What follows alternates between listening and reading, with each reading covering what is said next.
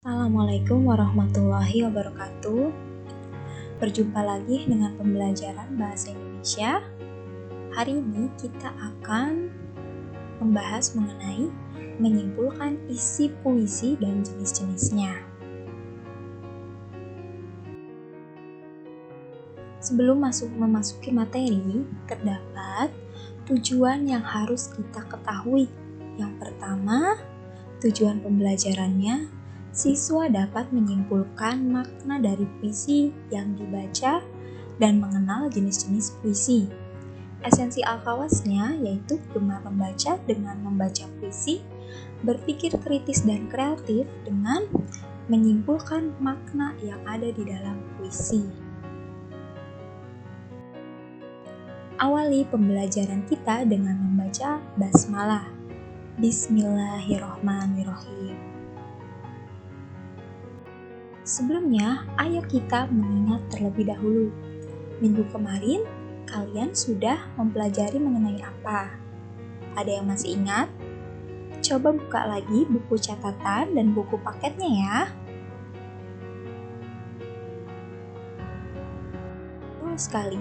Minggu lalu, kita sudah mempelajari mengenai struktur batin puisi yang terdiri dari tema, rasa, nada, dan amanat. Lalu kita juga sudah mempelajari struktur lahir puisi yang terdiri dari diksi, imaji, tipografi, ritma dan ritme, dan majas. Nah, untuk mengetahui lebih jelasnya, silakan saksikan lagi video minggu lalu ya. Baik, selanjutnya kita akan membahas mengenai pemaknaan puisi. Pemaknaan puisi ini dapat dilakukan melalui langkah-langkah berikut. Yang pertama, mengidentifikasi kesatuan unsur pembangun puisi yang terdiri dari yang tadi dua, yaitu struktur batin dan struktur lahir. Selanjutnya, menemukan kata kunci dalam setiap lari puisi. Nah, selanjutnya ada mengaitkan maksud puisi dengan kehidupan nyata. Selanjutnya ada memparafrasekan setiap bait puisi berdasarkan kata kunci dan realita. Memparafrasakan itu apa sih? Artinya itu mengungkapkan kembali puisi tersebut tetapi tidak mengubah makna. Yang terakhir, kita menyimpulkan keseluruhan isi puisi berdasarkan data yang telah dihimpun. Baik, Ananda silakan baca puisi yang berjudul Doa karya Chairil Anwar.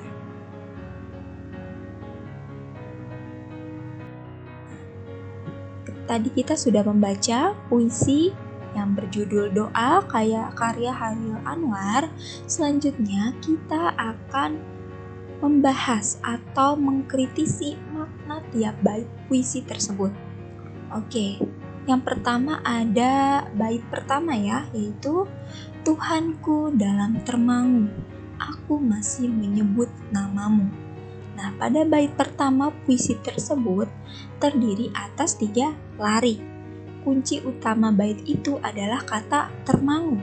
Termangu dalam hal apa? Kepada siapa? Tentang apa? Dan banyak pertanyaan lainnya. Mungkin penyair ingin mengatakan bahwa di dalam kegoyahan imannya kepada Tuhan, namun ia masih menyebut nama Tuhan dalam doa-doanya. Selanjutnya bait kedua, yaitu biar susah sungguh mengingat kau penuh seluruh. Bait kedua dengan kata kunci susah. Susah dalam hal apa? Tentang apa? Karena apa? Ditafsirkan bahwa penyair sangat sulit berkonsentrasi dalam doa untuk berkomunikasi kepada Tuhan secara total atau penuh seluruh. Dalam kegoncangan iman, kesulitan berkonsentrasi untuk dialog dengan Tuhan memang dimungkinkan terjadi. Ya, Ya, bait ketiga yaitu cahayamu panas suci, tinggal kedip lilin di kelam sunyi. Bait ketiga, kata kuncinya adalah cahaya lilin. Ini mewakili cahaya yang sangat penting untuk menerangi kegelapan malam, atau mewakili cahaya yang rapuh dalam kegelapan malam.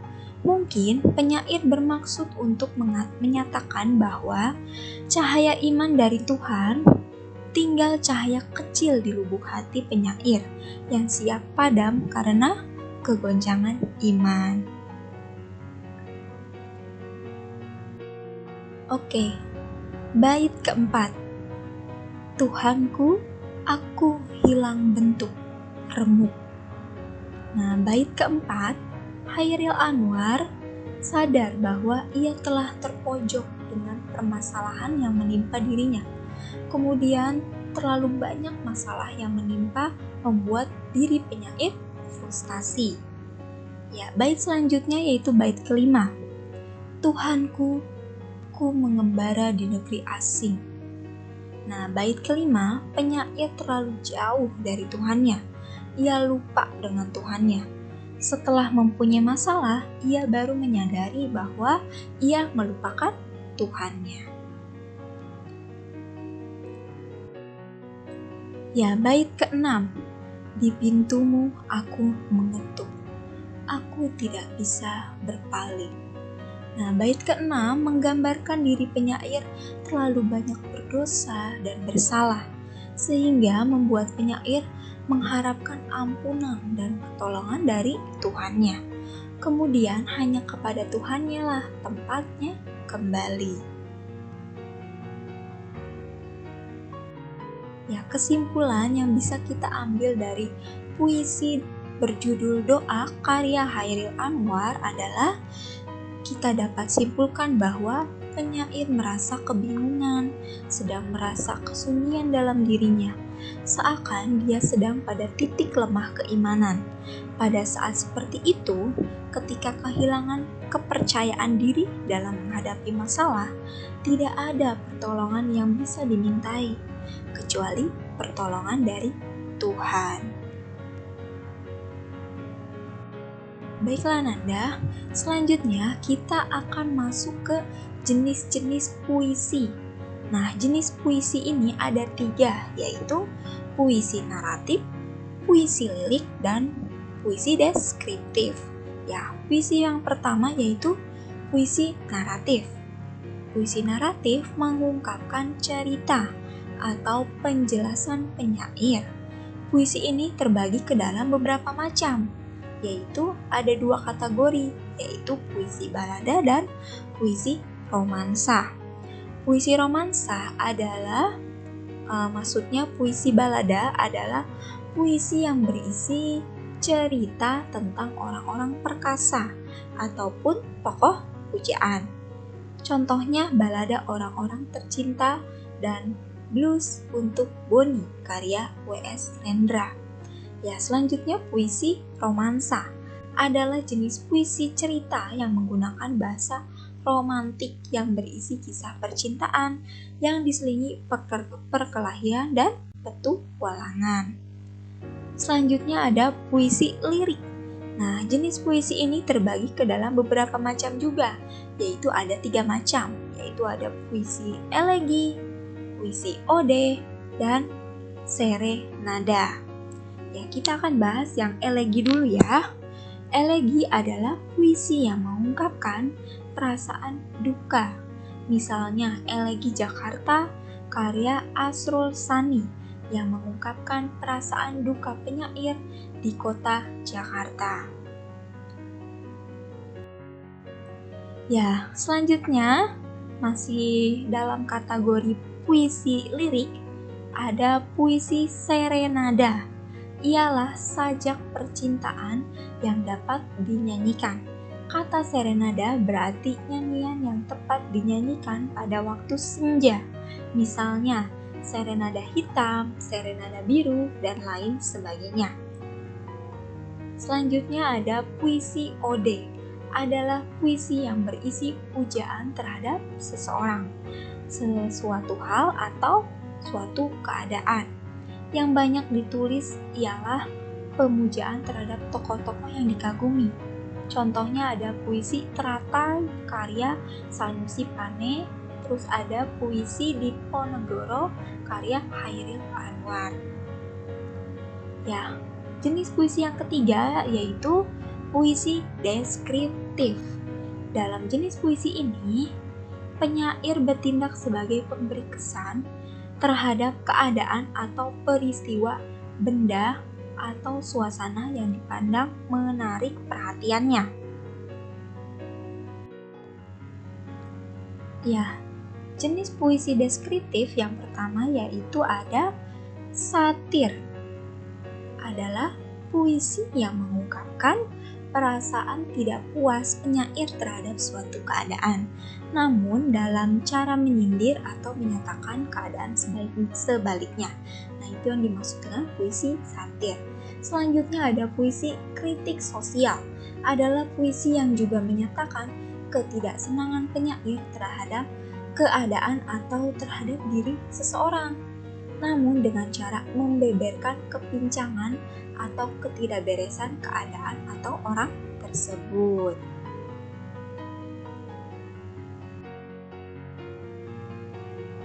Baiklah Nanda, di sini ada sebuah kata mutiara yaitu di dasar bawah sadarku terbenam potensi diri yang sangat besar. Dengannya aku bisa melakukan apapun. Apa maksudnya? Bahwa kita sebenarnya mempunyai potensi terbaik kita, namun terpendam di dalam diri kita. Ya, dengan cara apa kita dapat mengeluarkan potensi terbaik kita? Dengan cara selalu berani melakukan sesuatu dan selalu percaya diri, sehingga kita akan mengeluarkan potensi terbaik kita.